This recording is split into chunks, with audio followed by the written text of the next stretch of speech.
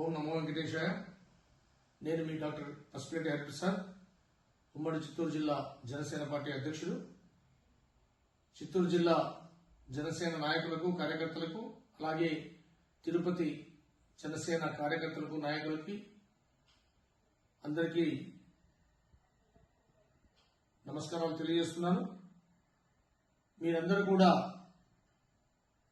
దాదాపు 10 సంవత్సరాలు మనందరం పవన్ కళ్యాణ్ గారితో నడిచాం. ఈరోజు ఎన్నికల సమయం వచ్చింది.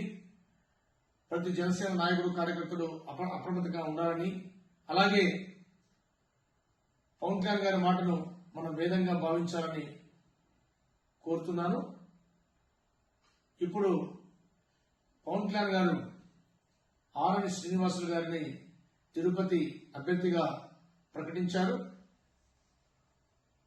పవన్ కళ్యాణ్ గారి మాటను మనం వేదంగా భావించి ఆరణి శ్రీనివాసులు గారిని అత్యధిక మెజార్టీతో గెలిపించాలని తిరుపతి జనసేన నాయకులను, కార్యకర్తలను కోరుకుంటున్నాను.